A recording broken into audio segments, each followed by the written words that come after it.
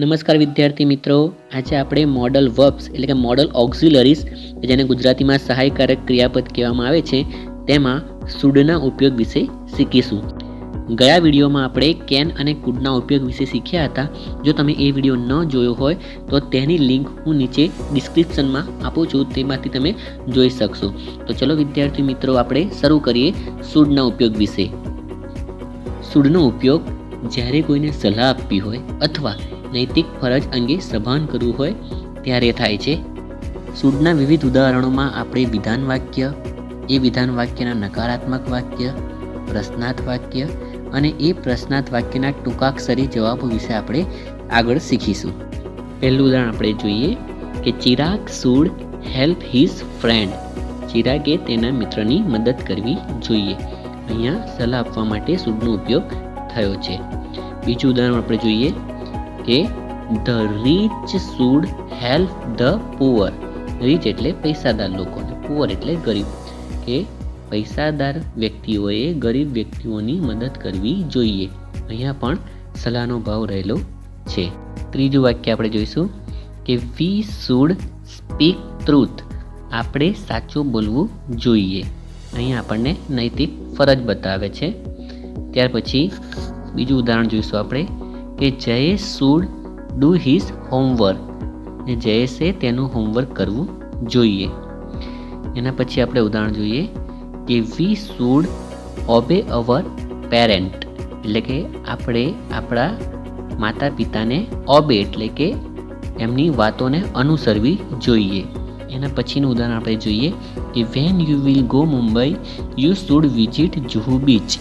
એટલે કે જ્યારે પણ તમે મુંબઈ જાઓ ત્યારે જુહુ બીચની મુલાકાત લેશો.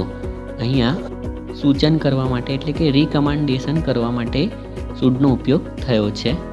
એટલે કે પ્રકારની સલાહ પણ આપણે કહી શકીએ. હવે આપણે તેની વાક્ય રચના વિશે વાત કરીએ. જો વિધાન વાક્ય હશે તો સૌ પ્રથમ કર્તા, ત્યાર પછી શુડ, એના પછી ક્રિયાપદનું મૂળ રૂપ, પછી કર્મ અને અન્ય શબ્દ આવશે. હવે થોડાક નકારાત્મક વાક્ય પણ આપણે જોઈએ, જેમ કે we should not waste our time. આપણે આપણો સમય બગાડવો જોઈએ નહીં. બીજું વાક્ય જોઈએ કે Mahesh should not tease animal in zoo. Tease એટલે હેરાન કરવું, છેડવું, કે મહેશે પ્રાણી સંગ્રહાલયમાં પ્રાણીઓને હેરાન કરવા જોઈએ નહીં. ત્રીજું ઉદાહરણ જોઈએ કે Sahil should not spit on road. Spit એટલે થૂકવું.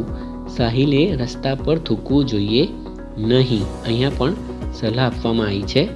ચોથું ઉદાહરણ આપણે જોઈએ કે વી શુડ નોટ ટેલ અ લાય. ટેલ અ લાય એટલે જૂઠું બોલવું. એટલે કે આપણે જૂઠું બોલવું જોઈએ નહીં. અહીંયા દરેક વાક્યમાં નોટનો ઉપયોગ થયેલો જોવા મળે છે, એટલે આ વાક્યો નકારાત્મક વાક્યો બને છે. હવે આપણે પ્રશ્નાર્થ વાક્ય વિશે વાત કરીએ. આપણે શરૂઆતમાં જે વિધાન વાક્યો જોયા તે વિધાન વાક્યોને આપણે પ્રશ્નાર્થ વાક્યમાં ફેરવીશું. જેમ કે પહેલું ઉદાહરણ હતું કે Chirag should help his friend. હવે આ વાક્યને જો આપણે પ્રશ્નાર્થ વાક્યમાં ફેરવવું હોય તો શુડ એ કર્તાના સ્થાને આવશે અને કર્તા એટલે કે ચિરાગ છે એ શુડના સ્થાને જશે. એટલે પ્રશ્ન આ રીતે બનશે કે should Chirag help his friend, અને વાક્યના અંતે પ્રશ્નાર્થ ચિહ્ન મૂકવું પડશે. ત્યાર પછી બીજું વાક્ય હતું the rich should help the poor. હવે એને પ્રશ્નાર્થ વાક્યમાં જો આપણે ફેરવવું હોય તો should the rich help the poor. ત્યાર પછી ત્રીજું વાક્ય હતું વી શુડ સ્પીક ટ્રુથ. હવે આ વાક્યને આપણે પ્રશ્ન વાક્યમાં ફેરવવું હોય તો શુડ વી સ્પીક ટ્રુથ. ત્યાર પછી ચોથું ઉદાહરણ આપણે જોઈએ કે Jayesh should do his homework. હવે આ વાક્યને પ્રશ્નાર્થ વાક્યમાં ફેરવવું હોય તો આ રીતે બનશે should Jayesh do his homework. ત્યાર પછીનું ઉદાહરણ હતું કે we should obey our parent. તો એને આપણે પ્રશ્ન વાક્યમાં ફેરવીએ તો પ્રશ્ન વાક્ય બનશે કે should we obey our parents. આ દરેક પ્રશ્ન હતા તે ઇન્ટ્રોગેટિવ પ્રશ્ન કહેવાય, એટલે કે એવા પ્રશ્નો કે જેનો આપણે હા કે નામાં જવાબ આપી શકીએ. હવે આપણે દરેક પ્રશ્નનો ટૂંકમાં જવાબ કઈ રીતે અપાય.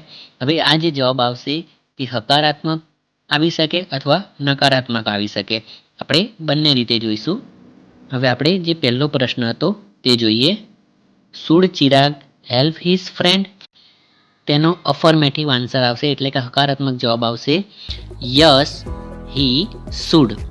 અને એનો નેગેટિવ આન્સર આવશે નો હી શુડન્ટ. અહીંયા તમે શુડન્ટ એ શુડ નોટનું ટૂંકું રૂપ છે, ત્યાં તમે શુડ નોટ લખો તો પણ ચાલે, પણ મોટા ભાગે શુડન્ટ લખવાની રીત વધુ પ્રચલિત છે. હવે ત્યાર પછી બીજું ઉદાહરણ આપણે જોઈએ. Should the rich help the poor?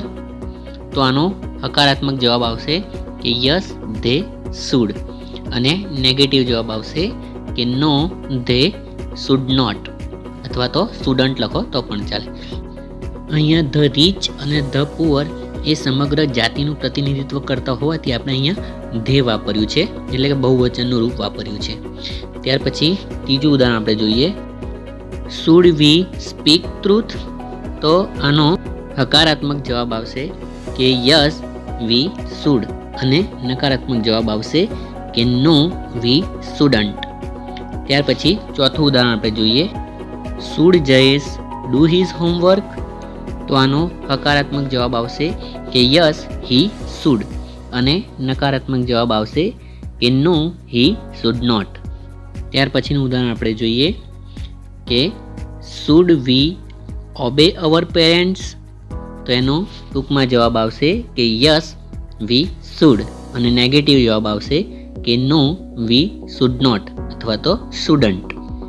આમ શુડનો ઉપયોગ સલાહ આપવા માટે અને નૈતિક ફરજ અંગે સભાન કરવા માટે થાય છે, જેના આપણે વિધાન વાક્યો, નકારાત્મક વાક્યો, પ્રશ્નાર્થ વાક્યો અને પ્રશ્નાર્થ વાક્યના ટૂંકા જવાબ આપણે જોયા. આશા રાખું છું કે વિડીયો તમને ગમ્યો હશે.